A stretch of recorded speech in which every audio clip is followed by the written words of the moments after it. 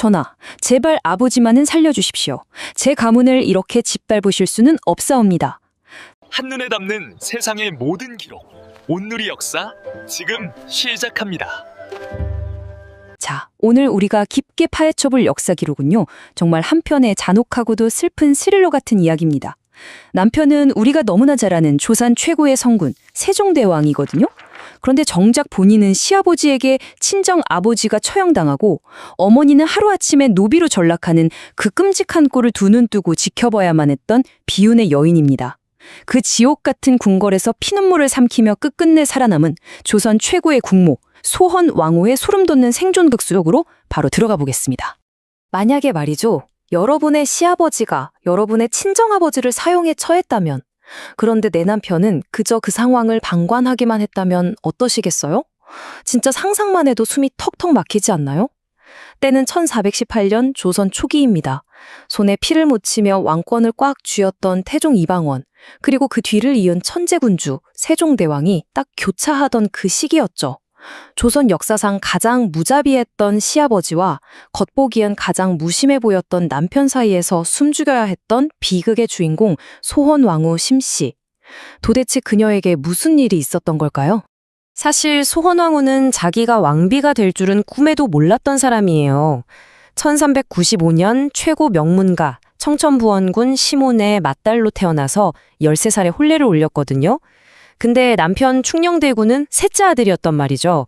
그러니까 그냥 평범하고 조용하게 대군의 아내로 살 줄 알았던 겁니다. 그런데 웬걸요? 시아버지 태종이 맏아들 양녕대군을 하루아침에 폐위시켜버리고 셋째 충녕대군을 세자로 떡하니 올리더니 불과 2달 만에 왕위까지 싹 넘겨버립니다. 24살의 나이에 진짜 졸지에 아무런 준비도 없이 조선의 국모가 되어버린 거죠. 다들 축하할 일 아니냐고 생각하시겠지만 이게 그녀 인생을 완전히 박살내는 끔찍한 비극의 시작이었습니다.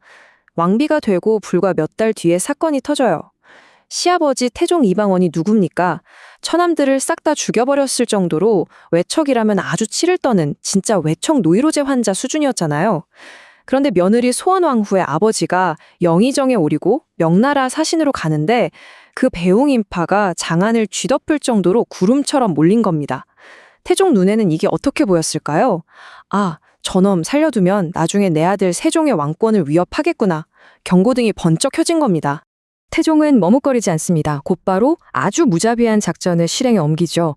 강상인이라는 인물을 잡아다가 모진 고문을 해서 시몬이 군권을 주려 했다는 억지 자백을 기어코 받아냅니다. 명나라에서 돌아오던 아버지는 영문도 모른 채 국경에서 압송당해서 억울하게 사약을 받게 되고요. 하루아침에 멸문지화를 당한 겁니다. 어머니와 친족들은 관노비로 질질 끌려가고 말이죠. 이때 소헌 왕후가 남편 세종을 붙잡고 얼마나 애원했겠습니까? 제발 아버지를 구해주십시오 하고 말이에요. 자, 그런데 여기서 우리가 아는 그 위대한 성군 세종대왕은 어떻게 반응했을까요? 진짜 믿기 어렵게도요. 장인의 사형이 결정된 바로 다음 날 아버지 태종을 찾아가서 밤 10시가 넘도록 술을 마시고 춤을 추면서 연애를 즐깁니다. 세상에, 장인의 처단을 그냥 묵인하면서 철저하게 아버지 비위를 맞춘 거예요. 소헌 왕후는 저 멀리서 들려오는 남편과 시아버지의 그 잔치 소리를 들으면서 방구석에서 귀를 틀어막고 피눈물을 흘려야만 했습니다. 여러분이라면 이 미쳐버릴 것 같은 억울함 속에서 어떻게 버티시겠어요? 당장 뛰쳐나가서 막 소리 지르고 원망하고 싶지 않겠습니까? 하지만 남편마저 등을 돌린 벼랑 끝에서 소헌 왕후는 아주 철저하고 냉독한 생존 전략을 짭니다. 분노를 터뜨리면 자기 목숨은 물론이고 자기 자식들, 남은 가족들까지 다 태종의 칼날에 날아갈 걸 알았던 거죠. 그래서 스스로를 철창에 가둡니다. 성자온해, 즉 성품이 거룩하고 자애로우며 온화하고 은혜롭다. 이 네 글자를 평생의 족수의이자 생존 무기로 장착한 겁니다. 빈틈을 보이면 죽는다. 이게 당시 궁궐의 법칙이었거든요. 그래서 남편 세종이 수많은 후궁을 들여도 질투는커녕 진짜 자기 친동생처럼 품어 안아버립니다. 심지어 그 후궁들의 자식들까지 자기가 거두고 궁궐의 제일 아랫사람들까지 살뜰하게 챙겼어요. 자기 진짜 감정은 철저하게 지워버리고 시아버지 태종조차도 트집 잡을 수 없는 조선 역사상 가장 완벽한 중전마마의 교과서가 되어버린 거죠. 이쯤 되면 웬만한 정치적 시련은 다 넘어선 것 같죠? 근데 산 넘어 산이라고 진짜 시련은 끝이 없었습니다. 이번에는 집안 내부에서 특히 며느리들이 상상도 못할 골칫거리들을 퐁퐁 터뜨리면서 궁궐을 완전히 뒤집어 놓기 시작합니다. 이게 얼마나 대환장 파티였는지 한번 들어보세요. 맏아들 문종의 첫 번째 세자빈, 휘빈 김씨는 남편 사랑 좀 얻어보겠다고 궁궐 한복판에서 해괴망측한 주술을 쓰다가 발각돼서 쫓겨납니다. 어질어질하죠? 근데 두 번째 세자빈 순빈 봉씨는 아주 한술 더 떠요. 그 엄격한 유교국가 조선에서 무려 궁녀랑 동성애 스캔들을 일으켜버립니다. 게다가 넷째 아들 임영대 군의 아내는 12살이 넘도록 오줌을 싸고 이상 행동을 멈추질 않았어요. 완벽주의자, 시어머니, 소원왕후 속이 진짜 얼마나 시커멓게 타들어갔을지 짐작이 가시나요? 그런데 여기서 소원왕후의 진가가 또 발휘됩니다. 이 말도 안 되는 기행과 스캔들 속에서도요, 바닥까지 긁어모은 인내심으로 무려 7년이나 그 사고뭉치 며느리를 타이르고 사람 만들어 보려고 가르칩니다. 진정한 내조의 여왕이자 진짜 생존의 달인이었죠. 이 뼈를 깎는 인내심에는 진짜 기립박수를 쳐줘야 할 정도입니다. 자, 이쯤 되면 당연히 드는 의문이 하나 있습니다. 평생을 이렇게 속으로 피눈물을 삼키며 완벽한 중전 연기를 해낸 소원왕후. 과연 남편 세종대왕은 아내의 이 찢어지는 고통을 진짜 몰랐을까요? 끝까지 무심하고 냉정한 남편이었을까요? 결론부터 말씀드리면 절대 아닙니다. 세종은 자기 아버지가 너무 무서웠고 그 권력을 거스를 수 없어서 장인을 끝내 복권시켜주진 못했어요. 하지만 아내에 대한 미안함 그리고 그 깊은 사랑만큼은 평생 변함이 없었습니다.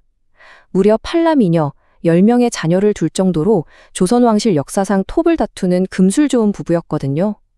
수원왕후가 아프면 왕인 세종이 직접 옆에서 뜬 눈으로 밤새워가며 간호했고요. 그녀가 52살 나이로 먼저 세상을 떠났을 때 세종은 말 그대로 하늘이 무너진 것처럼 통곡하면서 식음을 전폐해버렸습니다. 그리고 아내가 떠난 뒤에 역사의 길이 남을 엄청난 감동 반전이 하나 터집니다. 세종대왕이 아내의 명복을 너무나도 간절히 빌고 싶었던 나머지 둘째 아들 수양대군한테 석가모니의 일대기를 한글로 번역하라고 지시를 내려요. 당시에 한글로 불교 서적을 쓴다는 건 어마어마한 파격이었거든요. 게다가 거기에 그치지 않습니다. 세종 본인이 직접 죽은 아내를 너무나 뼈저리게 그리워하면서 애절한 찬가를 직접 지어서 그 위에 덧붙여버려요. 그게 훗날 하나로 합쳐지면서 월인석보라는 위대한 문헌으로 탄생하게 된 겁니다. 생각해보세요. 한 나라의 국왕이 먼저 떠난 아내의 영혼을 달래주려고 자기가 직접 만든 문자인 한글로 바친 헌사입니다. 조선 최고의 로맨틱한 한글 세레나데. 진짜 가슴이 먹먹해지는 이야기 아닙니까? 여기서 끝이 아니에요. 세종은 아예 살아생전에 자기 무덤 자리를 소원왕후 바로 옆으로 콕 찍어 지정해버립니다. 내가 죽으면 반드시 소원왕후와 하나의 무덤에 합장해달라 아주 강력하게 유언을 남기죠. 그래서 지금의 여주 영릉이 조선 왕릉 최초의 합장릉이 된 겁니다. 살아서는 시아버지의 그늘 때문에 맘 편히 못 안아줬지만 죽어서야 비로소 두 사람이 영원히 함께 하게 된 거죠. 오늘 이야기를 마무리하면서 우리 스스로에게 이런 질문을 한번 던져보면 어떨까요? 살아남기 위해 혹은 완벽해야 한다는 강박 속에서 우리는 진짜 내 모습을 너무 꾹꾹 눌러가며 살고 있지는 않은가 하고요. 그 끔찍한 지옥 같은 시련 속에서도 온기와 품격을 끝까지 잃지 않고 마침내 조선 최고의 왕비로 역사에 남은 소헌왕후 심씨, 그녀의 이 위대하고도 짠한 삶이 오늘 우리에게 정말 묵직한 울림을 남겨주는 것 같습니다. 오늘 우리가 살펴본 이 역사 이야기가 여러분에게도 흥미롭고 의미 있는 시간이었길 바랍니다.